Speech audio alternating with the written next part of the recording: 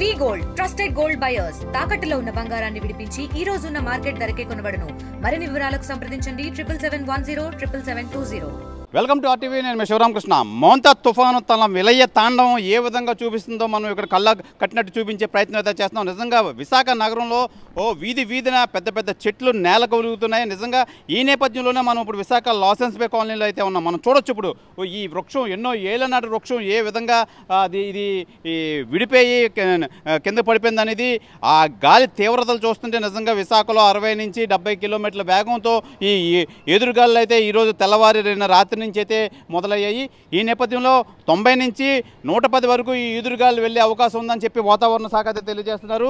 అయితే ప్రధానంగా ఇప్పుడు విశాఖ లాసెన్స్ బే కాలనీలో ఉన్న ఈ చెట్టు అయితే నేల కొదకడం నిజంగా దీనివల్ల ఒక చెట్టు కింద ఉన్న ఒక కారు అయితే మొత్తం డ్యామేజ్ అవ్వడం అయితే జరిగింది. మనం చూపిస్తున్నాం మన కెమెరామ్యాన్. నిజంగా ఫోర్డ్ కార్ అయితే మొత్తం అంతా ఈ డ్యామేజ్ అయ్యి మొత్తం అంతా పాడైపోయిన దృశ్యం అయితే కనిపిస్తుంది మనం చూడొచ్చు. అలాగే ఆ పక్కన ఒక తోపుడు బండి అయితే ఉంది. తోపుడు బండి కూడా మొత్తం అంతా పాడైపోయిన నేపథ్యంలో మొత్తం మనం చూడొచ్చు ఈ వృక్షం, ఈ భారీ వృక్షం మొత్తం అంతా ఇందులో వెళ్ళిపోయి నిజంగా ఈ కారు అయితే కిందకి నేలకి ఒదిగిపోయే నేపథ్యంలో అయితే మొత్తం దీని బరువు అంతా ఈ కారు మీద పడడం అయితే జరిగింది.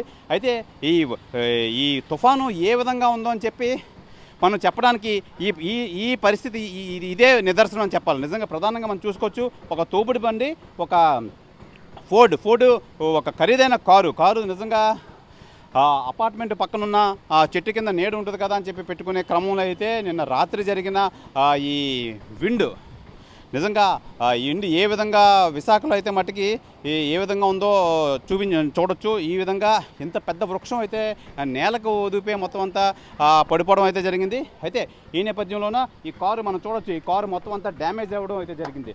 మొత్తం కారు ఈ ఫోర్డ్ కారు మొత్తం అంతా దీని మీద అయితే కారు పడిపోవడం అయితే జరిగింది. అయితే మనం అదృష్టంగా చెప్పుకోవాల్సింది ఏంటంటే ఆ సమయంలో కారులో ఎవరు లేకపోవడం నిజంగా ప్రాణాపాయం తప్పిందనే చెప్పాలి నిజంగా. అలాగే దీనికి సంబంధించి ఒక తోపుడు బండి కూడా దీనికి మొత్తం దీంతో ధ్వంసం అయిందనే చెప్పాలి. నిజంగా ఈ తోపుడు బండి చేసుకునే వ్యాపారం చేసుకునే వాళ్ళకి నిజంగా ఇది బాధాకరమనే చెప్పాలి. ఎందుకంటే వాళ్ళ బతుకు తెరువు ఆ తోపుడు బండి మీదే ఉంటుంది. అయితే ఈ నేపథ్యంలో మొత్తం ఆ కారు కూడా ఖరీదైన కారు డ్యామేజ్ అవ్వడం నిజంగా ఇంత పెద్ద వృక్షం నేలకు రాలిపోయిందంటే దాని అర్థం ఏంటి, మొత్తం అంతా ఈ గాలులు అయితే ఎంత సీవియర్ విండ్ ఉందని చెప్పి మనం తెలుసుకోవచ్చు. అయితే ఈ నేపథ్యంలో మొత్తం అంతా ఇది ఓన్లీ 60 నుంచి 70 కిలోమీటర్ల వేగంతో ఉన్న గాలికైతే ఈ పరిస్థితి నెలకొంది. అయితే ఈరోజు రాత్రి ఈ మోంతా తుఫాను తీరం దాటే క్రమంలో అయితే మటుకి 90 నుంచి 110 ఈ విండ్ స్పీడ్ అయితే ఉంటుంది.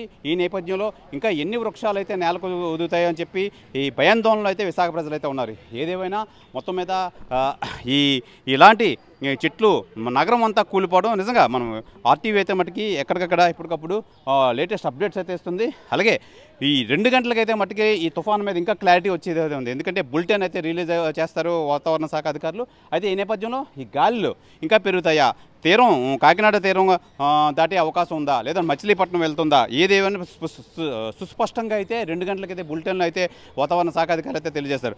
ఏదేమైనా ఈ వృక్షం ఇలా పడిపోవడం నిజంగా ఈ గాలి ఈ మోంతా తుఫానుకు సంబంధించి ఈ ఈదురు గాలుల ప్రభావం మన విశాఖపట్నంలో ఏ విధంగా ఉందో ఈ సన్నివేశం మనకి చూపించే ప్రయత్నం అయితే చేస్తున్నాం. అయితే ఈ నేపథ్యంలో ప్రజలంతా అప్రమత్తంగా ఉండాలి. దయచేసి వాళ్ళు వెహికల్స్ ఏవి చెట్ల కింద ఉంచకూడదు, సురక్షితమైన ప్రాంతాల్లో ఉండాలి. ముఖ్యంగా ప్రజలు అయితే మటుకి చెట్ల కింద కానీ అలాగే పూరిల్లు పరిసర ప్రాంతాల్లో కానీ ఉండకూడదని చెప్పి వాతావరణ శాఖ అధికారులు అయితే గత 4-5 రోజుల నుంచి అయితే హెచ్చరిస్తున్నారు. ఈ నేపథ్యంలోనూ ఏమాత్రం అజాగ్రత్తగా ఉన్నా ఈ పరిస్థితి ఈ విధంగా ఉండే అవకాశం అయితే ఉంది.